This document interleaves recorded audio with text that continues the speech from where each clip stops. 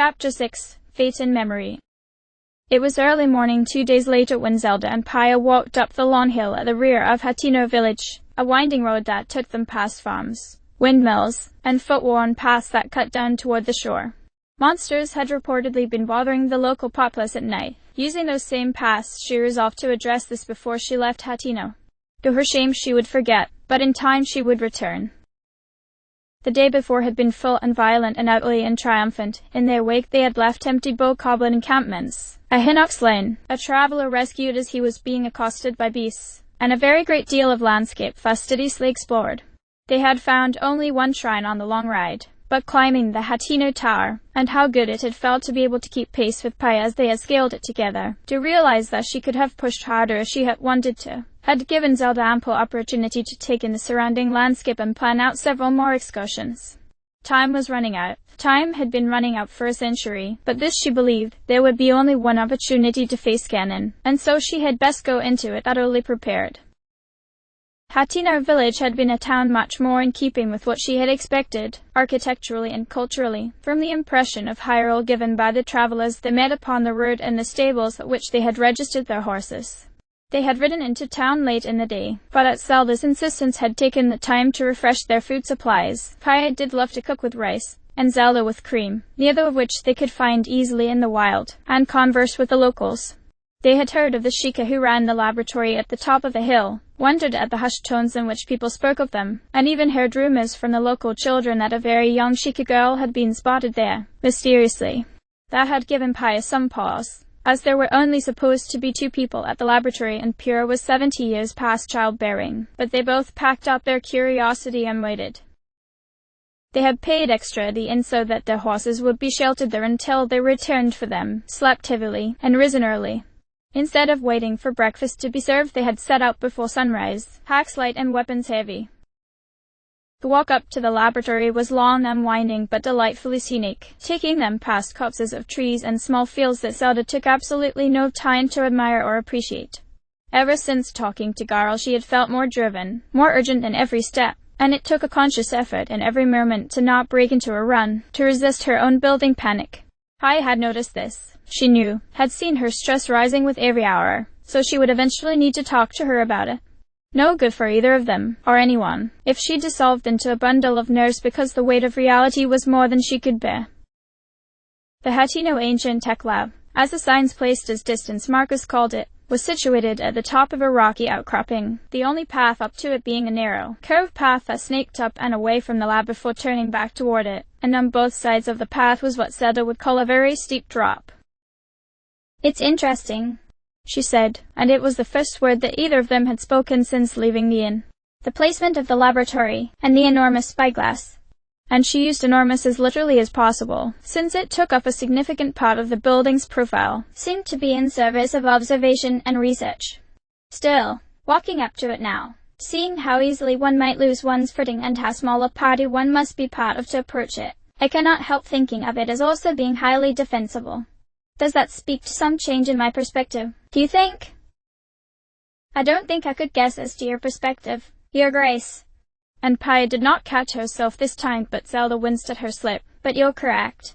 The laboratory was built in the age of burning fields, when monsters were even wilder and more numerous than they are now. Antipura had it constructed here and in such a way that an invading force could be easily repelled by only a few well-armed defenders."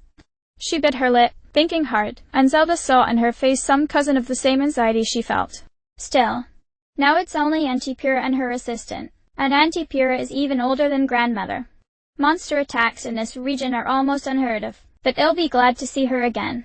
Zelda nodded, and the rest of the way they walked in silence. The laboratory was a wooden structure, at least in part. A white tower rose from the rear of it, its construction almost like a lighthouse. The spyglass situated on the main bill's tile pointed toward the center of Hyrule and must have been 20 meters long, and situated to the left of the entrance was what seemed to be an ancient Sheikah furnace. There was no unified sense of construction here, as if the lab had been added to over the course of decades, never more than once by the same architect. In many ways they gave the impression of unbridled chaos, but at the same time Zelda could feel the inner workings of the disorder, the arrangement of a mind given to taking a very particular approach to learning. It was strangely intimate, this impression of the building, and that intimacy made her feel very much at home. "If the flame is blue, the forge is hot," Paya said, reading from a sign that sat in front of the lab. "Don't touch." "The fire appears to have gone out," Zelda said, and Paya nodded. That it was out disappointed Zelda. She had seen enough blue flames in her explorations of the shrines of the monks. True, but the shrines felt like separate worlds cordoned off from the outside, like dreams that one walked through while waking. Seeing that same blue fire out here, in this place, on the edge of a sleepy village like Hateno, would lend a sense of concrete reality to everything she had been experiencing. "A pity," she said, and that was all. They came to the door and Zelda pushed it open, holding it for Paya and then following her inside. The interior of the laboratory was wide and spacious, the walls lined with workstations and tables and tills of a variety that begged the imagination. The room was lit by the sun coming in through the windows and by gas lamps. There were ancient Sheikah torches as well, though they were dull and dark. What caught Zelda's attention, though nearly arrested her completely, was the enormous guidance stone next to the entrance, which looked nearly identical to the stones that stood atop the Sheikah towers on one side of the shrines on the plateau. It gave off no light, had no energy coursing through it, but she could see it, could practically feel the potential crackling around it like the air before a lightning storm. If she hadn't been aware of the other people in the room, she would have run over to it. It took an exercise of will to resist. Even then. The man standing at the rear of the laboratory, Sheikah and in his 50s with modest glasses, turned at the entrance, his face shifting over into an expression of benign surprise and then real, genuine shock. "Paya, what are you doing here?" A young girl, barely old enough to know how to read by Zelda's estimation, was standing on a chair next to a workbench, looking down at a set of schematics. As soon as she heard Paya's name, her head snapped up and she looked at the two newcomers, her eyes wide and owlish behind her enormous glasses. She said something under her breath, though Zelda did not catch it. "Hello, Simon," Paya said, bowing deeply and respectfully. "Please excuse my intrusion." The mother was very deliberate, Zelda knew, excluding her from any wrongdoing. "We have come at the behest of my grandmother to seek Auntie Pyrrha's help. The woman with me," and here she seemed to remember herself, straightening her back and squaring her shoulders, her expression grave and serious as if announcing a foreign dignity, "is Zelda, Crown Princess of Hyrule. She has lost her memory, and grandmother assumes that." Sometime during her short speech, Paya's eyes had wandered away from Simon and over to the young girl standing at the table, who was frozen in place like a surprised rabbit. Zelda looked from the girl to Paya, whose expression was undergoing an astonishing series of transformations, apology to sincerity to authority to surprise, and then confusion, and then her eyes widened and her jaw slowly fell agape in an expression of shock so severe Zelda wondered briefly if her face would be stuck that way. The girl, on her part, was wincing more and more visibly the longer Paya looked at her. She reached up, adjusted her glasses. "Auntie Pyrrha?" Paya," Zelda said, her own confusion outstripping her need to keep from embarrassing her companion, the energy in the air strange enough that she could not parse it. "This girl is only 6 or 7. I hardly think." "How?" The girl jumped down from the chair, stomping her way across the lab, stopping in front of Paya and placing her fists firmly on her hips. Paya recoiled as if she was about to be struck. "I haven't lived like this in 120 years. If I hadn't even been born when I was this old, how could you possibly have known it was me?" Mouth pressed into her thin line, hand shaking like a leaf in the wind, Paya pointed to her own eyes. "Eyes? What do you?" The girl, who Zelda had not yet accepted was Pyrrha but had accepted that she was doing a very good job pretending to be, reached up and touched the frame of her glasses. "Oh. Why you never let anyone wear those?" Paya said, in a tone that spoke from personal experience. The girl exhaled noisily through her nose, inhaled, then actually huffed. "Fine. I guess it makes sense. I don't know how you could possibly make the leap in logic necessary to guess, but it doesn't matter." She set her feet apart, pointed directly at Zelda. "You want help?" Zelda nodded, bewildered, and the girl pointed at Paya. "You want to help her?" "Why, yes, Auntie. The fire in the furnace is out. If the fire's not lit, then the guidance stone won't work and I can't do anything further shake a slate. Which one of you is a faster runner?" Paya timidly raised her hand. That's what I thought. I need you to go back to the bottom of the hill and retrieve the blue flame from the kiln. You must have seen it on your way up here. She only came up to Paya's waist, but the effect of her leaning in and stomping toward Paya was immediate. The taller woman began to retreat as if physically pushed. Take that torch. Paya grabbed it. Realizing how far that was to run, Zelda unhooked the paraglider from her back and handed it to Paya, who received it as if in a daze. It's probably going to rain up here, so your torch might be put out if you don't stay under cover. Light the lamps on your way up so you won't lose your progress if the fire goes out. Hurry up, hurry up. Time's wasting and there's a world to save. Yes, Auntie. Paya let herself be pushed out the door, turned, bowed formally to the 6-year-old girl, and then started sprinting toward the cliff in the direction that would take her most directly toward the kiln. A lucky thing, Zelda thought, that they had taken turns practicing using the paraglider to cross long distances. And don't tell him Pa about this. She slammed the door with all the force of her tiny body, which shouldn't have been very much but still shook dust from the rafters.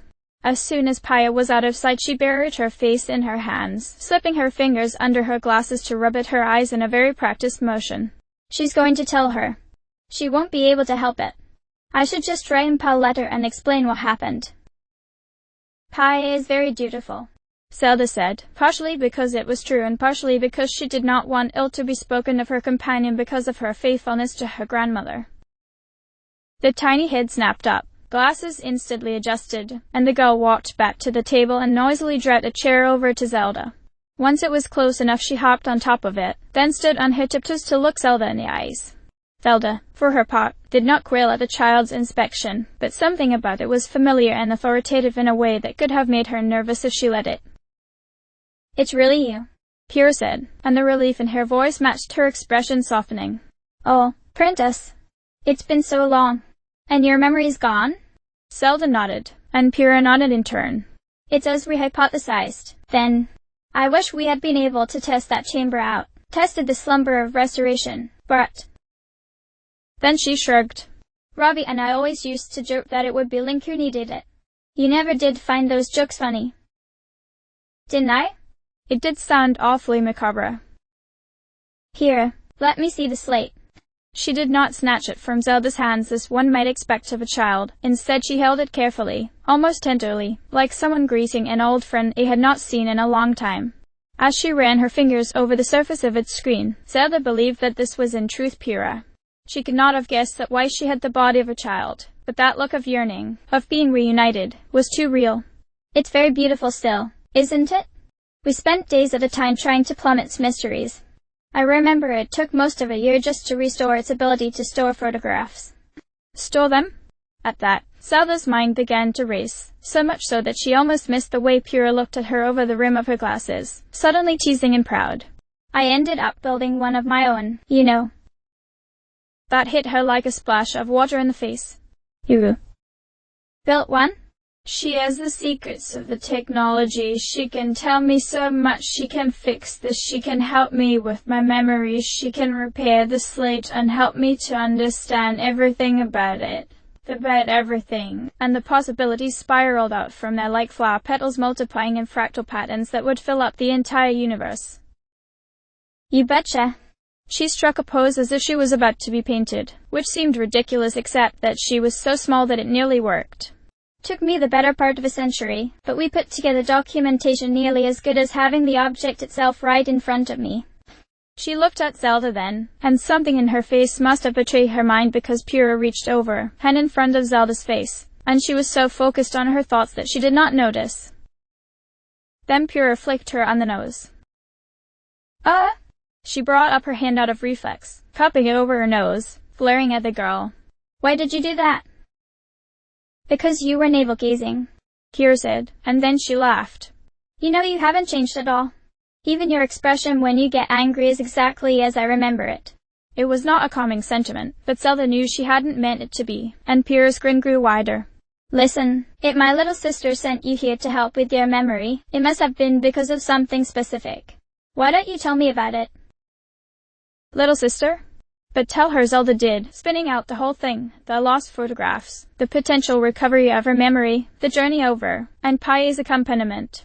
While she talked, Simon made his way over and set out tea for the two of them, and the two of them sat and drank while Zelda talked. When she was finished, Pyrrha nodded. Well, it's as good a shot as any. Restoring your power probably is contingent on your memories. It will still be a couple of hours before Paya makes it back, but when she lights the furnace I should be able to restore that functionality to it. I think you underestimate how fast Paya can be, Zelda said, taking a sip from her tea, wondering what the other woman's sustained running speed was like. She suspected that, if she wanted to, Paya could probably outrun a horse. Yeah, well, our family has a history of being underestimated. Pyrrha gestured with an inclination of her head, nearly pointing with her chin. You see that guidance stone over there? That's the real secret of why I've been able to make my own shake slate, and test out new functionalities for it. Once it's running, I won't just be able to restore your slate's photographs. I can probably enhance most of its runes. Finally, at last, Zelda found her own reason to grin, to lean in. You know, I had been wondering about just such a thing not too long ago. The amount of energy that the slate can put out seems almost preposterous, but it's also inconsistent, in its way. The ability to move metallic objects of such great size with no effort from the user, or to shunt thermal energy so efficiently to create ice from running water, suggests that its power source is unbelievably potent on top of being bottomless. But this doesn't seem to be reflected in its other functions. Pyrrha nodded in sudden, excited energy, and in the corner Simon wondered where his earplugs were. Yes, that's it exactly. I've been poring over just such a question for decades. And I think I've found the answer to it. It doesn't work for my slate. It doesn't have all the same runes as yours. But based on our hypotheses from the old days, we should be able to enhance the functionality of yours so that its energy output is more even and regulated. I think that the concussive force of your bonds could be as much as doubled or tripled, and the stasis you can apply to objects, though we shouldn't underestimate the energy intensity of being able to locally stop time, could also be applied to your enemies. Zelda spent a few brief seconds thinking of being confronted by a Yiga assassin, freezing them in place, and being given precious moments to act before them. Or how one might be able to apply that power to fighting a Hinox. Or a Guardian. Really? Yes. But that's not even the best part. I think, not for you. She waved to Simon, who had been standing apart and trying hard to blend into the bookshelves. Simon. Get over here. What kind of lab assistant are you, not being here when I need you? Simon was nearby enough to attend almost as soon as she said this, but that eased her expression not at all. Tell the princess about the compendium. I bet no one in the world could get better use out of it than she will. This was another moment of true and unfettered joy that Zelda had during her quest, that short, precious hour before Paya returned that she spent speaking to a pair of educated researchers. They did not have enough time, as Simon outlined the exact mechanics of using the shaker slate to catalog the flora, as she and Pyrrha had arguments about the exact comparative and intersectional physics of the different functions of the slate, to answer all the questions she had. Still, she would remember this moment, and in the days to come she would return here again. 12 decades did impact as her own, though she was no longer sure. At that age, no one could really be sure what one's birthday had been, even ignoring the effects of the calamity. The intervening years were so great that her birth was no longer actually in living memory. Her relationship with her own age, with time, had changed since her younger days. A day was not so much to her anymore to stay reclined in one place, to rest on her laurels while the world moved outside of her home, to meditate on herself and the world and the things she hoped and feared, was easier than the simple act of getting up and moving about and retrieving food for oneself. She wasn't lonely without Paya, not exactly. Impa had never been lonely in her life. She wouldn't be familiar with the feeling if it clung to her back. But still, it was good to have her granddaughter with her, lending order and routine to the day. All right, she said to herself, I'd better get something to eat, or else I'm going to be too tired to get up and go to bed. She set her hands on her legs, stretched the muscles in her back. She was not infirm. By Hylia's blessing and simple stubbornness she would never be unable to walk under her own power so long as she lived, but it did take a great deal of focus to set the machinery in motion. There was pumpkin stew stored in jars in the pantry, rich with goat cheese and spiced with enough herbs to clear the sinuses. That sounded good, once she got it heated. She breathed in, breathed out, and then heard 2 sets of footsteps proceeding rapidly up the staircase outside. Not running, but trotting, a speed without panic but with purpose. This quickly? She spoke her thoughts aloud, stretching her vocal cords.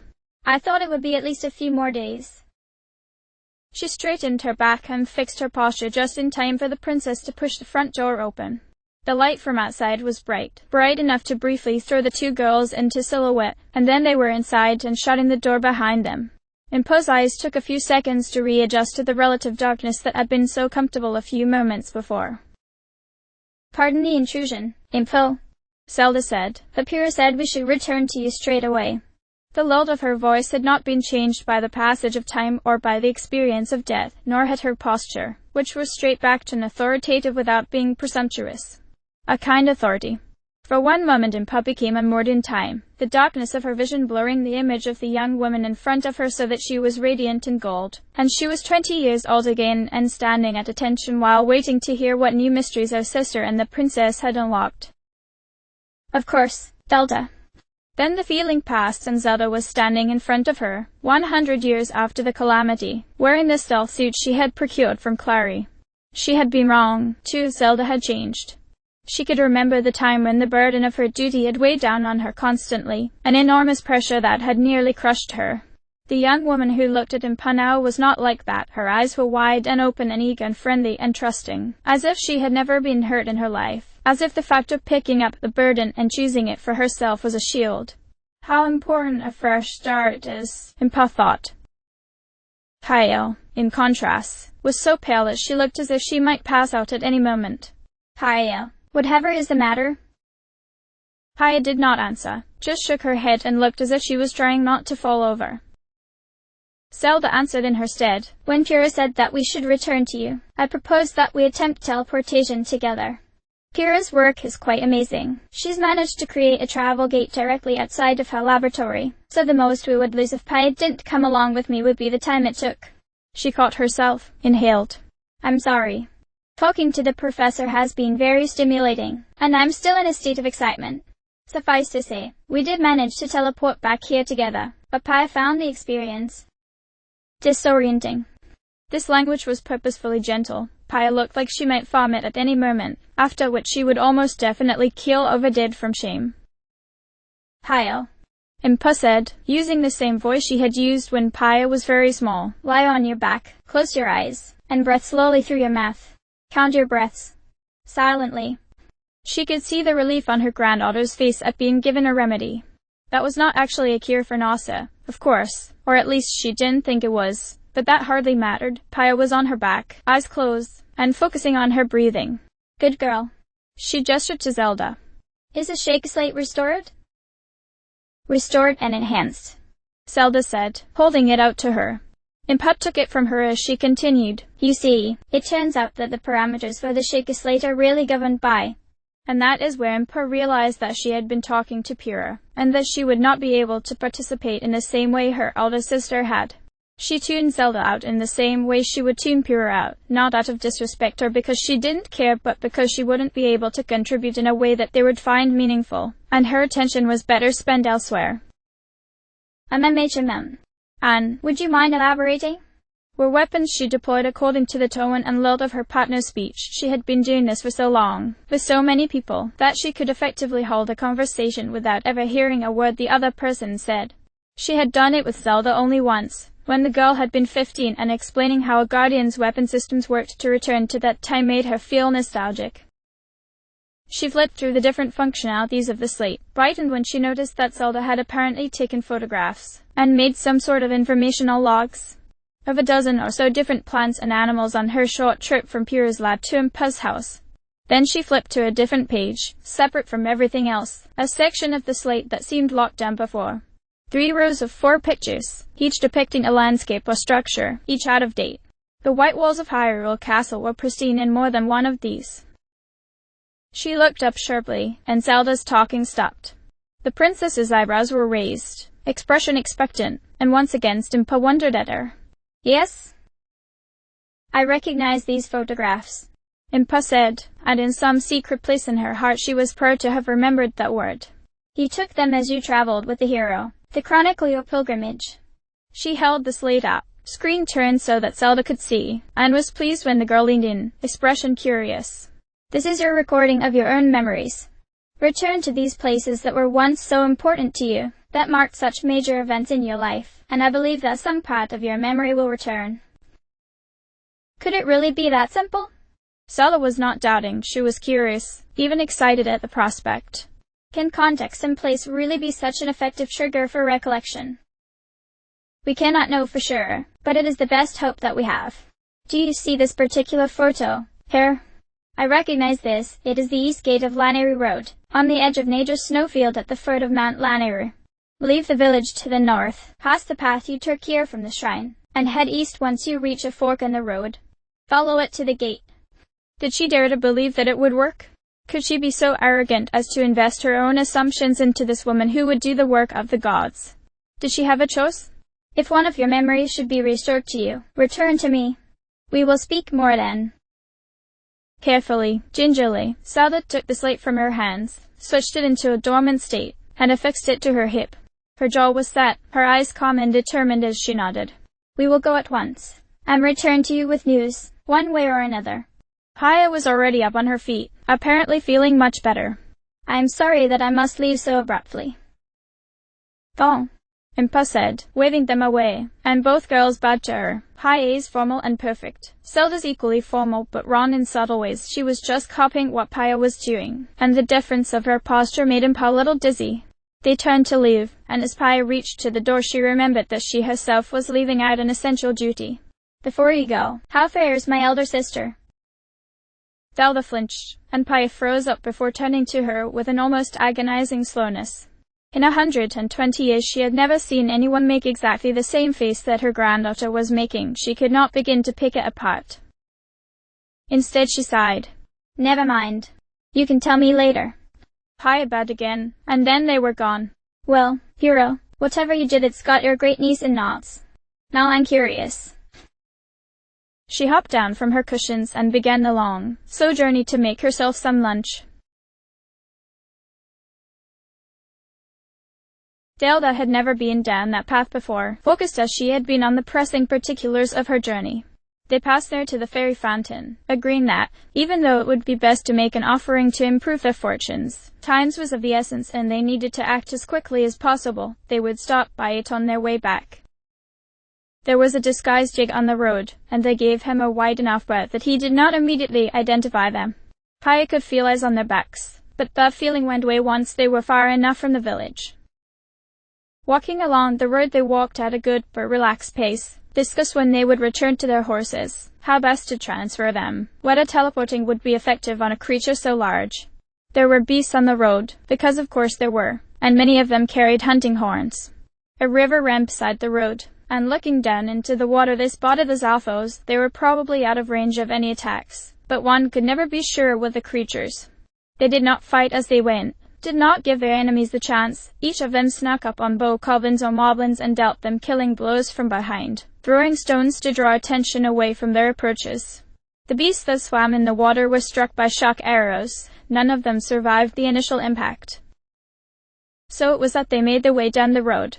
They found a shrine hidden behind a waterfall, which had a feeling like magic, and talked about possibilities and shrines and ancient things, and Paya prepared a meal while Zelda dressed the trial of the shrine. They did not discuss the trial, because Paya did not dare to ask and Zelda did not want to impose on her. That is how it always went. They came to the gate as the sun began to set.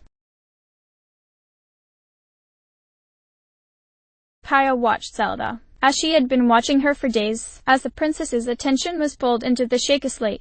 As they walked toward the gate, Zelda kept glancing at the photo of it, then back up at her environment, comparing an artificial memory to the living world around them, brown yet and serious and grave.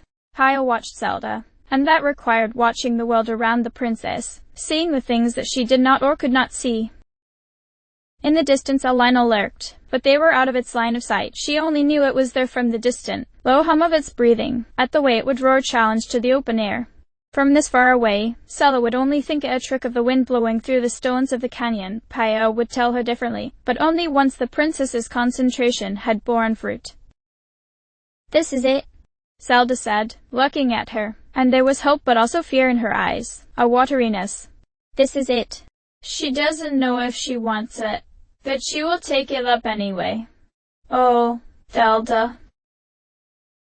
Please, take all the time you need to. Zelda nodded, looked back at the slate, enlarging the picture until it took up the whole of her vision. She looked up, and Pia could see that her perspective matched that in the photograph. When that perspective slid into place, she could feel the change in Zelda. This was not an empathetic link. The ground heaved once, as if it wanted to quake. In the distance, a terrible roar grew much louder, changing from one of challenge to one of open aggression. Princess! Instantly she was at Zelda's side, reaching out to her, touching her lightly on the shoulder. We have to go. Nah. There's a beast coming out. We're not strong enough to fight. Zelda did not respond. Was she so focused, so entranced, that words did not reach her? Zelda, we have to. The princess's eyes stared into nothing, and her pupils were not black, they were golden, as bright as the sun, brighter than the sun, brighter than anything Pia had ever seen. The roar gave way to thunder as hooves the size of a man's torso pounded against soil and then stone. Pia saw the course of her life written out in front of her, then, and understood better than her years would have suggested. Whatever was happening to Zelda now was important, was vital, was essential to the continued survival of the world. She did not know if it could be repeated. She did not know if stopping it was possible. She did not know if stopping it would kill her charge. A nightmare rounded the corner, a combination of horse and man and lion and ram, six-limbed, a man's torso rising out of the body of a horse crowned with the head of a lion, and it was all out of scale. The creature must have been over 15 feet tall, and it wore armor across its breast and carried a sword and shield in its hand. This was the expression of Ganon's power. This was the malice and darkness given form to serve its master. It met her eyes from a great distance, and she knew that it would kill her, kill them both. She could grab Zelda and try to run. With all her speed she might be able to make it to the water, but the earth shook at its approach and the lion bellowed, and she knew that that was untrue, foolishness, there. She could not take Zelda away. She could not fight it. I can try to pull Zelda away and cut short this thing that must happen, or I can fight it and buy her. A second. Perhaps two. Her shield of the mind's eye was in her left hand, her eightfold blade was in her right. She positioned herself between the princess and this thundering apocalypse, lowered herself into a defensive posture, and prayed to Hylia like she had never prayed before in her life, wordless and all feeling in fear and hope and regret. She should have thought of her duty, of her goddess, of her grandmother, of her village, of her clan. Instead she thought only of Zelda, who she had failed so terribly. Forgive me. Death roared toward her, sword in hand. Fate hinged on the power of moments, of fragments, of thoughts barely communicated. They were waiting for her at the gate. Of course they were. Of course they had come to her expecting her triumph, expecting that this time, she would not fail Hyrule, would not fail them all. They hope for so much of me, she said, and she could feel the pressure pushing from behind her eyes, but she fought it down, tried to anchor herself in the world around her, counted her own footsteps, counted his. She would not shame herself further with some selfish display of emotion. He was next to her. It would have to be enough. It was Dark who saw all the other champions as his charges and wards, even Mia, who was first to reach out to her. Well? Don't keep us in suspense. He leaned in close to her, lowering his face to her level, matched his pace to hers as she walked. She couldn't look at him. That he was so open with his anxieties was a bad sign. If he was in this state, then she could only guess at the others. At the kingdom. How'd everything go up there on the mountain? I felt nothing. I waited for hours in prayer, and with every passing minute I could feel the dread growing inside of me as the silence grew sharper, and I knew that my own dread was the source of my failure, and then that wasn't it. That it had never been inside of me at all, that I'm empty, that I'm not what I'm supposed to be, that I never was, that the world is falling, and it's my fault. If she spoke these words she would lose herself. Instead she shook her head. She felt the hope bleed out of Dark's posture as it gave way to something else. She felt their eyes on her, eyes from all directions, disappointment and shame drilling into her like spearpoints biting into her flesh. Rivali stepped forward when he spoke. His voice was gentle. So you didn't feel anything? No power at all? Such a small thing. The tone of his voice, how he invested no judgment of her or her failure, but it was enough to give her her words back. I am sorry. No. She could not look at them. She looked at the ground, at nothing, and still their eyes were on her. Then let's move on. You've done all you could. Arabosa's voice was like a mother's, accepting instantly of what was missing in her, and that unconditional support stung at her eyes and squeezed at her throat. Feeling sorry for yourself won't be of any help. After all, it's not like your last shot was up there on Mount Laniru. Dirk nodded. The hope was not dead. Anything could finally spark the power to seal Ganon away. We just have to keep looking for that. Then. That's kind of you. Kindness was not kindness. Not on its own. It was a pillar that refused to let her fall. Told her she had to keep shouldering this. Had to keep failing. The gods had given her a fate to make her spurn love and choke on hope. Did that give her the right to do the same to others? Could she help it, if being what the world needed was so far out of her reach, if the only thing she could offer to others was sorrow? Thank you. If I may. Mifa stepped into her line of sight, and she could not have said why, but it was only at the Zora princess that she finally responded by raising her eyes, shakily making eye contact. Mifa was a great healer, a kind and generous heart, and a symbol of pride and hope for her people. King Dorephan had wept after announcing that his daughter would be champion. Zelda would never forget the sight. She was small and meek and fierce and terrible in turn, a pillar to her people and to the kingdom, and in her Zelda saw the things that she could not be. She did not hate her that had given way a long time ago to raw, unpolished admiration that bordered on envy. I thought you. Now Mifa would not meet her eyes, though she stepped closer. Well, I'm not sure how to put this into words. Then they locked eyes, gold and blue, and there was a vulnerability being expressed here, a confession so stark that for just one instant, just the span of this moment, her failure and shame slipped away from her. I'm actually quite embarrassed to say it, but I was thinking about what I do when I'm healing. You know, what usually goes through my mind. Zelda breathed in, held it. It helps when I think about the one I love. That word was a jewel passed between them, radiant, catching the light of the setting sun, and Zelda caught it and held it to her breast. There were so many kinds of love, but in Mifa's voice she could hear what sort as plainly as if she had spoken the words herself. The jewel was inside of her. She looked inward, saw the light reflected there. Out of instinct she looked back at him, at the hero assigned as her guardian. He met her gaze with steady, calm eyes, and the same stalwart strength he had carried in every step of their journey. Oh, she said. Then there was a golden radiance inside of her, and in the distance a cloud rose as the calamity broke its chains. Pai prepared to die in defense of her princess, and the Lionel roared in what might have been triumph. There was a sound like the chiming of a bell, the singing of a vast bird, the anvil ringing at the forging of creation.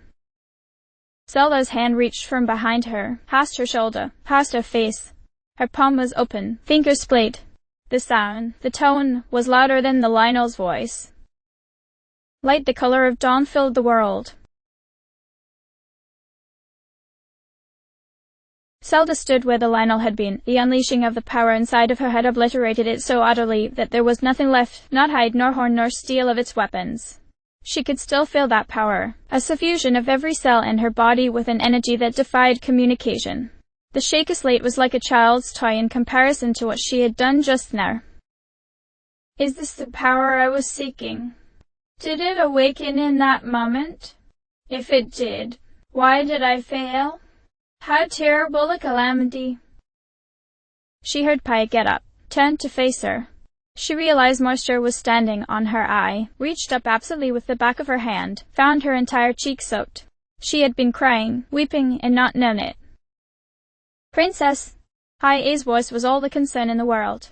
There was no expectation there, only protectiveness, only duty. Zelda? Zelda, are you all right? I think I loved him. She looked at Paia, no longer trying to wipe her face. Her whole being was suffused with power. She could feel herself changing, did not know yet what that meant. Some echo of herself from 100 years ago, the pain and the fear and the guilt and the shame and the hope and the love, was in her still. Pia walked toward her, her flinch so subtle that Zelda missed it. Love to, Your Grace. Yes. Of course she remembered his name. Link. End of chapter.